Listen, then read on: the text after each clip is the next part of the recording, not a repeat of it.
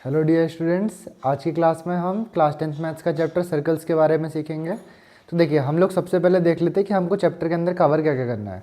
सबसे पहला पार्ट हमारा होगा इंट्रोडक्शन का, फिर हम थ्योरम्स के बारे में जानेंगे और थ्योरम्स के बाद में हम क्वेश्चंस करेंगे। तो चलिए हम सर्कल्स के बारे में जानना चालू करते हैं। देखिए, सर्कल आप सभी वैसे बाय ड्राइंग आप पहचानते हो कि सर्कल किस तरीके का होता है। जैसे अगर एक सर्कल है, ठीक है, ये हमारे पास क्या है, एक सर्कल है। हर सर्कल के पास कुछ कुछ हमारे पास एलिमेंट्स होते हैं, उन एलिमेंट्स को पहचान लेते हैं, इसका थ्योरम्स की बात करेंगे। ये जैसे कि अगर एक सर्कल है तो इसके पास एक सेंटर पॉइंट होता है, ठीक है। जैसे ये क्या हो गया, इसका सेंटर पॉइंट हो गया। अब इसके अलावा इसको हम लोग जनरली ओ के साथ डिनोट करते हैं। इसके अलावा सेंटर से लेकर इस बॉर्डर तक की जो डिस्टेंस है, इस बॉर्डर तक के डिस्टेंस को हम लोग कहते हैं रेडियस। ये क्या हो गई हमारे पास, रेडियस हो गई, ठीक है। सेंटर पॉइंट, सेंटर से लेकर बॉर्डर तक की डिस्टेंस, रेडियस। इसके अलावा अगर मैं इस तरीके से लाइन खींचूं जो सर्कल के एक पॉइंट से लेकर के दूसरे पॉइंट तक जाए और उनके बिटवीन में सेंटर आए, मतलब सेंटर को पार करते हुए जाए, तब इस पूरी लाइन को हम क्या कह सकते हैं, इस पूरी लाइन को हम कह सकते हैं डायमीटर। इस पूरी लाइन को हम क्या कह सकते हैं, डायमीटर कह सकते हैं। सेंटर से लेकर बॉर्डर तक, यह है सेंटर हमारा, सेंटर से लेकर बॉर्डर तक रेडियस। और एक ऐसी लाइन जो एक पॉइंट से होकर सेंटर को पार करते हुए दूसरे पॉइंट तक चली जाए, वो कहलाती है डायमीटर। ड्राइंग से आप ऑब्जर्व कर सकते हैं कि जो डायमीटर है ना, वो रेडियस का जस्ट डबल है। रेडियस का डबल क्या है, डायमीटर है, क्योंकि एक बार सेंटर से इधर रेडियस, एक बार सेंटर से इधर रेडियस, तो दो बार ही रेडियस हो जाएगा तो डायमीटर बन जाएगा, ठीक। तो डायमीटर क्या हो गया, ट्वाइस ऑफ रेडियस। इसके अलावा अब कुछ कुछ पार्ट्स के बारे में और बात करते हैं। कुछ कुछ पार्ट्स और क्या होंगे हमारे पास, देखिए मैं इधर पर ही अगर बात करें, इसको क्लियर करके बताऊँ आप लोगों को, तो ये सर्कल था, ये इसका सेंटर था, ठीक। अगर सर्कल के एक पॉइंट से दूसरे पॉइंट तक कोई लाइन खींची जाए, जैसे कि इधर से लेकर के इधर तक मैंने एक लाइन खींची, ये लाइन कहीं पर भी हो सकती है, किसी भी तरीके से हो सकती है। तो ये लाइन क्या कहलाती है, ये कहलाती है हमारे पास कॉर्ड ऑफ सर्कल। क्या कहलाती है, कॉर्ड ऑफ सर्कल, है ना, that is called chord of circle. ये है हमारे पास सर्कल की कॉर्ड। एक जो ऑब्जेक्टिव क्वेश्चन पूछा जाता है वो ये है कि सर्कल की सबसे बड़ी कॉर्ड क्या होती है। तो देखो, सबसे बड़ी कॉर्ड क्या होगी, जो ऐसे सेंटर को पार करते हुए चली जाएगी, और सेंटर को पार करते हुए कौन जाता है, डायमीटर। सो एक लिख सकते हैं आप कि क्या, greatest chord of circle is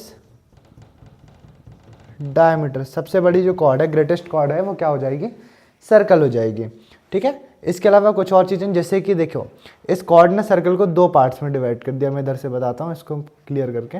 इस कॉर्ड ने सर्कल को दो अलग अलग पार्ट्स में डिवाइड किया है। अब दो अलग अलग पार्ट्स में डिवाइड किया तो ये कौन सा पार्ट है, जब भी कॉर्ड डिवाइड करती तो जो छोटा सा हिस्सा होगा ना, सबसे पहले तो ये हो गया माइनर सेगमेंट, और जो बड़ा सा हिस्सा है ये क्या हो जाएगा, मेजर सेगमेंट। मतलब सिंपल सी चीज़ें क्या है कि अगर किसी कॉर्ड ने सर्कल को दो पार्ट्स में डिवाइड किया ना, तो एक कहलाएगा माइनर सेगमेंट और एक कहलाएगा मेजर सेगमेंट। जो छोटा सा होगा वो माइनर सेगमेंट, जो बड़ा होगा हमारे पास वो मेजर सेगमेंट। इसके अलावा एक और अगर हम सर्कल ड्रॉ करें, एक और चीज़ समझने के लिए, तो हमारे पास इस तरीके से अगर मैं एक सर्कल बना लूँ, तो ये क्या, देखो सर्कल है, इसका सेंटर पॉइंट है। मैंने यहाँ से एक रेडियस बनाई और इधर से एक और रेडियस बनाई। इन दो रेडियस ने मिलकर भी क्या किया, सर्कल को दो अलग अलग पार्ट्स में डिवाइड कर दिया। ये एक पार्ट है, एक पार्ट ये है। जब हमारे पास किसी कॉर्ड ने डिवाइड किया तो हमने नाम दिया सेगमेंट, छोटे वाले को माइनर सेगमेंट, बड़े वाले को मेजर सेगमेंट। यहाँ पर जब हमारे पास कॉर्ड्स ने डिवाइड किया तो छोटे वाले को हम क्या कहेंगे, छोटे वाले को कहेंगे माइनर सेक्टर, और बड़े वाले हिस्से को हम क्या कह देंगे, बड़े वाले हिस्से को कह देंगे हम लोग मेजर सेक्टर, ठीक है। लगभग ये चीज़ें पहचान ली आप लोगों ने।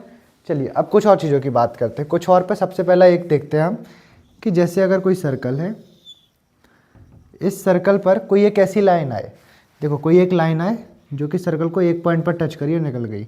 ये लाइन थी, सर्कल को इस पॉइंट पर टच करके आगे बढ़ जाती है, ठीक है। ऐसी लाइन जो सर्कल को एक पॉइंट पर टच करे और आगे बढ़ जाए, ऐसी लाइन को हम कहते हैं टेंजेंट ऑफ सर्कल। क्या कहते हैं, टेंजेंट ऑफ सर्कल। टेंजेंट क्या है किसी सर्कल के लिए, टेंजेंट मतलब ऐसी लाइन जो आए और सर्कल को एक पॉइंट पर टच करके आगे बढ़ जाए। अब जिस पॉइंट पर टच करती है, इस पॉइंट को क्या नाम देते हैं, जिस पॉइंट पर टच करती है इस पॉइंट को नाम देते हैं पॉइंट ऑफ कांटेक्ट। इसको क्या नाम देते हैं हम लोग, पॉइंट ऑफ कांटेक्ट नाम देते हैं। ये कुछ चीज़ें हैं जिनको हमको पहचानना होता है टर्म से, ठीक है। ऐसी लाइन जो एक पॉइंट पर इंटरसेक्ट करे, ओनली वन पॉइंट पर या एक पॉइंट को टच करते हुए चली जाए, टेंजेंट ऑफ सर्कल। जिस पॉइंट पर टच करेगी उस पॉइंट को हम कहेंगे पॉइंट ऑफ कॉन्टेक्ट। इसके अलावा एक और चीज़ होती है कि अगर कोई लाइन सर्कल को ऐसे इंटरसेक्ट करते हुए जाए, दो पॉइंट पर इंटरसेक्ट करी, एक इधर एक इधर, तो जो लाइन दो पॉइंट्स पर इंटरसेक्ट करती है वो क्या कहलाती है हमारे पास, सेकंड। वो क्या कहलाती है, इसको कहते हैं हम लोग सेकंड लाइन कहते हैं, कि जो दो पॉइंट्स पर इंटरसेक्ट करे वो सेकंड है, एक पॉइंट पर टच करते हुए चली जाए वो टेंजेंट है। अब यहाँ से कुछ कुछ क्वेश्चंस जो बनते हैं वो आप जनरली समझ सकते हो कि किसी भी सर्कल के पास कितनी टेंजेंट हो सकती है। देखो एक इस पॉइंट पे बनाई, हो सकता है एक इधर बनाई हो, इधर बनाई हो, पड़ोस में बनाई हो, इसके जस्ट बाजू वाले पॉइंट पर बनाई हो, तो हम अलग अलग तरीके से क्या बना सकते हैं, टेंजेंट्स बना सकते हैं। तो किसी भी सर्कल में हम infinite number of many tangents खींच सकते हैं, ठीक है। तो हम कितने टेंजेंट खींच सकते हैं, इन्फिनिट नंबर ऑफ टेंजेंट्स खींच सकते हैं। ये हमारा इंट्रोडक्शन पार्ट था जिसके अंदर हमने कुछ कुछ टर्म्स के बारे में, एलिमेंट्स के बारे में जान लिया सर्कल के। अब हम चलते हैं अपने सिलेबस के थ्योरम्स की तरफ, ठीक है। तो अब देखिए हम थ्योरम्स को देखते हैं। देखिए अभी हम लोगों ने इंट्रोडक्शन पार्ट को कवर किया, इंट्रोडक्शन कंप्लीट। अब हम चलते हैं थ्योरम्स की तरफ। पहली थ्योरम क्या है कि अगर कोई बाहर एक पॉइंट होगा, ठीक है, बाहर ये जैसे एक पॉइंट है, मैं इधर से खींचता हूँ टेंजेंट। तो मान लो मैंने एक टेंजेंट खींची इस तरफ कहीं को, ठीक है, इस तरफ को हम एक टेंजेंट बना लेते हैं। तो इस तरफ को अगर मैंने एक टेंजेंट खींच दी है और एक और टेंजेंट खींच देता हूँ इस तरफ से, हमने ये दो टेंजेंट इस पॉइंट से खींची। पहला क्वेश्चन तो हमारा यहाँ पर ये हो जाता है कि क्या इस पॉइंट से कोई और टेंजेंट खींची जा सकती है ना, क्या इस पॉइंट से हम कोई और टेंजेंट खींच सकते हैं। तो हमारा आंसर होगा कि नहीं इस पॉइंट से, क्योंकि देखो एक टेंजेंट तो खींच ली, एक इधर खींच ली। आप थोड़ा सा नीचे टेंजेंट खींचोगे, अगर कोशिश करोगे खींचने की, तो वो तो सर्कल को इंटरसेक्ट करते हुए चली जाएगी, जो सेकंड हो जाएगी। थोड़ा सा अगर बाहर साइड बनाएंगे तो वो तो हमारे पास सर्कल को टच ही नहीं करेगी।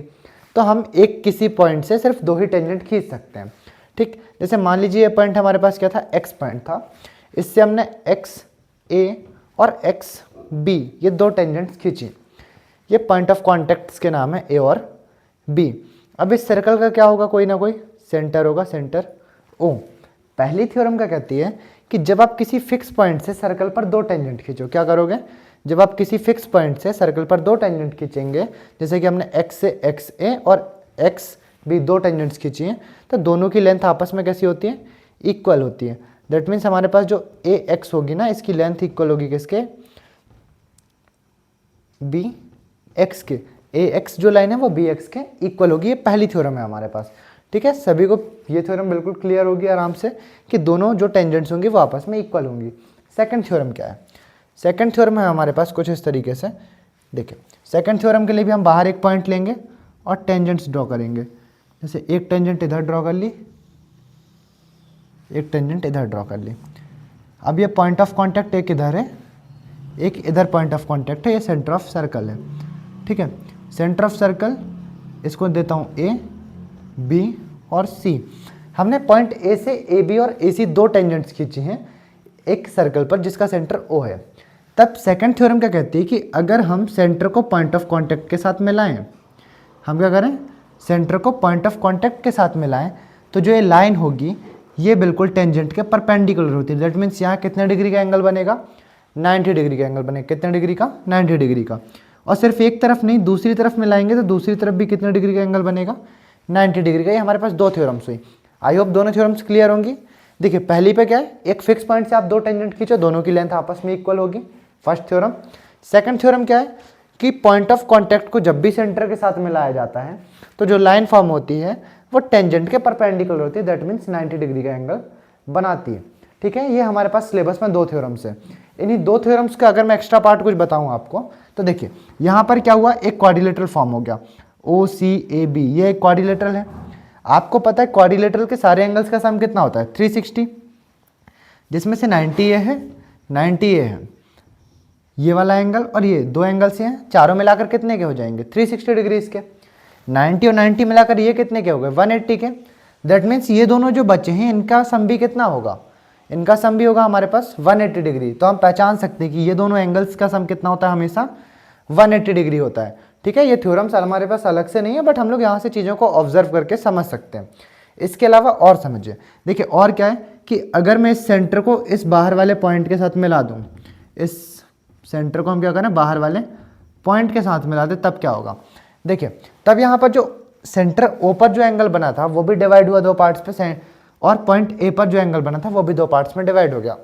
हमारे पास ये फिक्स है कि ये जो पार्ट है या ये जो एंगल बना है वो इसके इक्वल होगा, और ये जो एंगल बना है वो इसके इक्वल होगा। दैट मीन्स हम क्या कह सकते हैं कि एक ऐसी लाइन जो सेंटर को बाहर वाले पॉइंट से मिलाए वो बनने वाले एंगल्स को बाइसेक्ट करती है। क्या करती है, बाइसेक्ट करती है। आई होप थ्योरम्स और सारे रिलेटेड चीज़ें आप सभी को क्लियर होंगी। अब हम अपनी एक्सरसाइज के क्वेश्चंस को सॉल्व करेंगे, तो चलते हैं एक्सरसाइज 6.1 की तरफ। ठीक, तो देखिए ये है हमारे पास एक्सरसाइज 10.1 के क्वेश्चंस देखते हैं। पहला क्वेश्चन क्या है हमारे पास, how many tangents can a circle have, किसी सर्कल की कितनी टेंजेंट हो सकती है। मैंने जस्ट अभी आपको बताया था थोड़ी देर पहले कि जैसे अगर कोई एक सर्कल हो तो इस पर हम एक टेंजेंट इधर से खींच सकते हैं, एक इधर से खींच सकते हैं, एक पड़ोस से खींच सकते हैं, ऐसे हम लोग इन्फाइनाइटली मैनी खींच सकते हैं। तो हमारे पास how many tangents can a circle have का आंसर क्या होगा हमारे पास, इनफाइनाइट। कितनी हमारे पास हो सकती है, इनफाइनाइट हो सकती हैं। Okay, infinite number of tangents किसी सर्कल के पास हो सकती हैं। ये विजुअल शायद ना हो, अभी आपको विजुअल होगा। Infinite number of tangents can a circle have, किसी भी सर्कल के इनफाइनाइट नंबर टेंजेंट हो सकते हैं। इस पॉइंट पे है, फिर हो सकता है बाजू वाले पर हो, फिर बाजू वाले पर, फिर बाजू वाले पर। तो हम ऐसे पूरे सर्कल पर बहुत सारी इनफाइनाइटली मैनी टेंजेंट्स खींच सकते हैं। ठीक, पहले का आंसर तो हो गया infinite. Second, fill in the blanks. A tangent to a circle intersected in blank points. हमने देखा टेंजेंट कितने पॉइंट पर जाके मीट करती है, एक पॉइंट पर। तो कितने पॉइंट आंसर होगा इसका, 1 point. Only a tangent to a circle intersect it in only 1 point. And second question is a line intersecting a circle in 2 points is called. हमने जस्ट अभी देखा एक ऐसी लाइन जो सर्कल को 2 पॉइंट्स पर इंटरसेक्ट कर, जैसे सर्कल है ऐसे 2 पॉइंट्स पर इंटरसेक्ट करके जाए, एक इधर एक इधर, तो क्या कहते हैं इसको हम लोग, इसका नाम होता है हमारे पास सेकंड। ये क्या लाइन कहलाती है हमारे पास, सेकंड लाइन कहलाती है। ठीक है। थर्ड देखिए, a circle can have blank parallel tangents at the most. मतलब किसी सर्कल की कितनी मैक्सिमम पैरेलल टेंजेंट हो सकती है। समझ लीजिए जैसे ये एक सर्कल है, मैंने इस पर एक टेंजेंट इस तरीके से यहाँ से अगर खींची, ड्रॉ करूँ अगर इधर से मैं, तो देखिए इस तरीके से हम ड्रॉ कर सकते हैं। ये इस टेंजेंट हो गई। इसके पैरेलल अगर मेरे को टेंजेंट खींचनी पड़े तो मैं एक टेंजेंट ये खींच सकता हूँ। अब आप देखिए इस ड्राइंग को देखकर समझ सकते हो कि इसके बाद क्या मैं और पैरेलल टेंजेंट खींच सकता हूँ। पैरेलल या इसके नीचे आती या ऊपर आती। अगर ऊपर लेके जाऊँगा तो वो तो 2 पॉइंट पर इंटरसेक्ट करेगी, सेकंड कहला जाएगी। मतलब किसी सर्कल पर पैरेलल टेंजेंट खींचनी हो तो हम लोग टोटल कितनी खींच सकते हैं, can have 2 parallel tangents at the most. वो भी हमारे पास मैक्सिमम कंडीशन क्या है कि मैक्सिमम 2 पैरेलल टेंजेंट्स हम लोग खींच सकते हैं। ठीक। फोर्थ क्वेश्चन क्या है, the common point of a tangent to a circle and the circle is called. बड़ा अच्छा क्वेश्चन है। देखिए एक सर्कल और इस पर बनाएंगे हम एक क्या, टेंजेंट। कुछ इस तरीके से बना लेते हैं। ये हमारे पास एक टेंजेंट हो गई जो कि इस पॉइंट पर आकर मिलती है। इन्होंने पूछा क्या था, कॉमन पॉइंट ऑफ टेंजेंट, मतलब टेंजेंट और सर्कल का कॉमन पॉइंट। ये पॉइंट क्या कहलाता है, एक यही तो कॉमन है जो टेंजेंट पे भी है और सर्कल पे भी है। इस पॉइंट का नाम क्या होता है हमारे पास, जस्ट अभी पढ़ा था हमने, पॉइंट ऑफ कॉन्टेक्ट। इसको क्या पढ़ा था हमने, पॉइंट ऑफ कॉन्टेक्ट। तो इसका आंसर भी क्या हो जाएगा हमारे पास, point of contact, point of contact. I hope इतने क्वेश्चन सभी को आराम से समझ आए होंगे। वैसे भी हमारा जितना अभी तक पढ़ा इंट्रोड्यूस किया उतने में ये सारे क्वेश्चन हो जाते हैं। ठीक है, चलिए अब चलते हैं आगे क्वेश्चन की तरफ। तो देखिए अगला थर्ड क्वेश्चन क्या है हमारे पास, a tangent P Q at a point P. तो हम इसकी ड्राइंग साथ साथ बनाते चलते हैं। देखिए इसकी ड्राइंग कैसे बनेगी, एक सर्कल, अब इस पर क्या लिखा है, अ tangent P Q at a point P, मतलब पी पॉइंट पर एक टेंजेंट आ रही है। ठीक है, ये पी पॉइंट है, एक टेंजेंट आ रही है, इस पॉइंट का नाम है पी और टेंजेंट है पी क्यू। सर्कल का सेंटर मान लेते हैं हम लोग क्या, ओ। गिवन क्या है, P of a circle of radius 5 centimetre meets a line through the centre. ठीक है, at a point Q so that O Q is equals to 12। तो मेरे को क्या करना पड़ेगा, ओ को क्यू से मिलाना पड़ेगा। ये कितने की हो गई, 12 सेंटीमीटर्स की। अब देखिए सेंटर से बॉर्डर तक की डिस्टेंस निकालूंगा, यही क्या होगी, रेडियस। कितनी गिवन है, ये गिवन है 5 सेंटीमीटर्स। अब हमको निकालनी क्या है, पी क्यू लेंथ बतानी है। तो देखिए हमने अभी जस्ट थ्योरम पे पढ़ा कि सेंटर को अगर पॉइंट ऑफ कांटेक्ट से मिलाएं तो राइट एंगल बनता है, इधर परपेंडिकुलर होता है। अब अगर मैं इसको ही थोड़ा सा सीधा करूँ ना, तो ये इस तरीके से घुमाऊंगा तो ऐसा कुछ एक ट्राइंगल बन जाएगा। ठीक है, इस तरीके से कुछ हमारे पास ट्राइंगल बन जाएगा। ये क्यू है जो ऊपर को गया, ये पी पॉइंट है 90 डिग्री वाला, और ये ओ पॉइंट हो जाएगा। तो देखिए ओ पी हमारे पास 5 है, ओ क्यू हमारे पास क्या है, ओ क्यू कहाँ चले गया, ओ क्यू ये है हमारा 12 है। हमको ये फाइंड करनी है, दैट मीन्स ये एक राइट ट्राइंगल है जिसके अंदर हमको क्या फाइंड करना है, परपेंडिकुलर फाइंड करना है। आपको पता होगा हाइपोटेनस स्क्वायर इक्वल होता है किसके, perpendicular square plus base square के। हाइपोटेनस क्या है हमारे पास, यहाँ पर तो 12 है। आप सभी को एक चीज़ पता होनी चाहिए कि 90 डिग्री के सामने जो साइड होती है वही हाइपोटेनस होती है ना। सो 12 स्क्वायर, परपेंडिकुलर क्या है हमारे पास, परपेंडिकुलर ही तो नहीं पता, या पी क्यू हो गया, P Q square plus base क्या, देखिए बेस तो है हमारे पास 5 स्क्वायर, 12 स्क्वायर करेंगे तो आएगा 144, पी क्यू स्क्वायर तो पी क्यू स्क्वायर ही रहेगा, प्लस 5 स्क्वायर करेंगे तो 25। पॉजिटिव 25 को अगर आप ट्रांसपोज करें तो क्या हो जाएगा, ये हो जाएगा माइनस का 25 is equals to P Q square. देखिए 144 से 25 को अगर आप माइनस करें तो आएगा 119 is equals to P Q square. Square को भी अगर ट्रांसपोज करेंगे तो क्या बन जाएगा, root 119 is equals to P Q. मतलब पी क्यू की फाइनल वैल्यू हमारे पास कितनी आएगी, 119, जो कि ऑप्शन नंबर डी है हमारे पास। ठीक है, आई होप सभी को ये चैप्टर क्लियर हो चुका होगा। इस वीडियो में हम लोग इतने ही क्वेश्चंस को सॉल्व करेंगे, बाकी 10.2 को हम लोग अगली वीडियो पर करेंगे।